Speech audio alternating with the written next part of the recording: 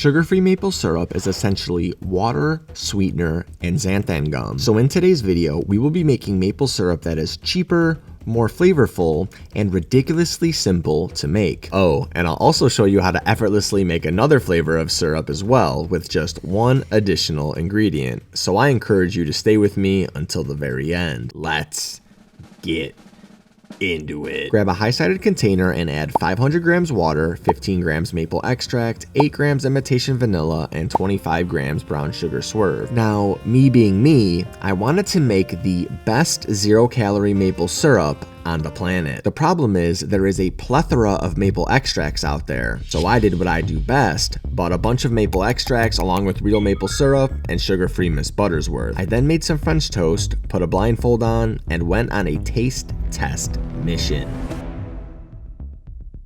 That didn't really even taste like maple. That was pretty weak. If that's Miss Buttersworth, I'm gonna be like pretty pissed.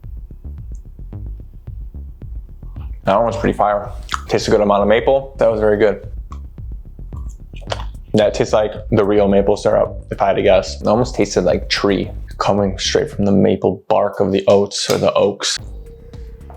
It had some decent maple flavor to it. Wasn't as good as the second one or the third one. I could like, without even seeing it, it tasted like deep maple, deep and dark and mapley. That one was good. I want numbers 3, 4, and 5 again for round 2. Those are the round 2 makers, and then I'll decide which one I like the best. That one, to me, tastes like real maple syrup.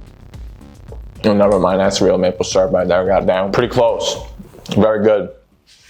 Weak as fuck is Miss Buttersworth. I liked Miss Buttersworth the most out of anything you can get at the store. So that's saying something. If I thought this was the worst now, all these other ones are better than that one. So first place, Watkins. Without even having to say anything else, I would make every other one of these with the extracts for cheaper than buying Miss Buttersworth, because you're gonna get a way better maple flavor. Now that we have our winning maple extract, let's get our dry ingredients together. For that, we will grab a small bowl and add 50 grams swerve, 3.5 grams salt, and 2 grams xanthan gum. Without the xanthan gum, this will just be maple water, so yes, it is a necessity. The last dry ingredient you need to add to the bowl is a ½ gram of sucralose, and not the stuff you find in a big bag at Walmart that is mixed with maltodextrin, just pure sucralose. Sucralose is about 600 times sweeter than sugar, so just a ½ gram adds nearly 300 grams of sweetness that real sugar would provide. To be cautious, what I would recommend is buying a 0.00 scale with your packet of sucralose, especially for any future recipes where only 0.1 or 0.2 is needed. If you want to check out the sucralose, I will leave a link in the description. Mix the dry ingredients together and grab an immersion blender. While mixing the wet ingredients, slowly pour in the dry ingredients over a 30-second period. Once finished, blend for an additional 2 minutes. Now you will notice our mixture is extremely foamy. Don't worry, the next part will turn it back into a clear maple syrup consistency. To make sure all the dry ingredients dissolve and avoid our maple syrup crystallizing in the cabinet, we need to add our syrup to a pot. I like to run the syrup through a strainer just to be 100% sure there aren't any clumps in the syrup and turn it on medium heat. Every minute or two, I mix everything together using a whisk until it comes to a boil. Once boiling, I let it go for another minute before removing it from the heat. This mixture is obviously piping hot, so while it is cooling down, I'm going to drink my pre-workout, favorite flavor right now being pina colada,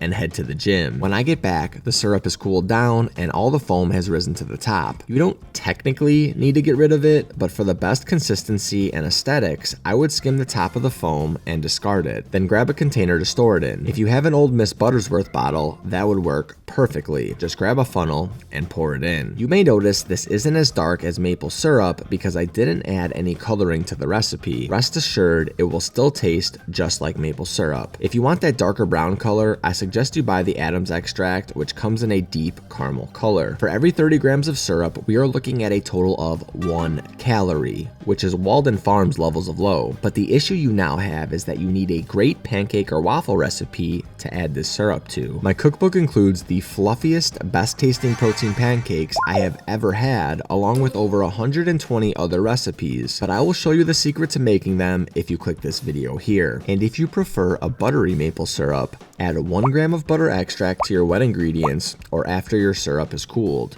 That is all. Until next time, deuces.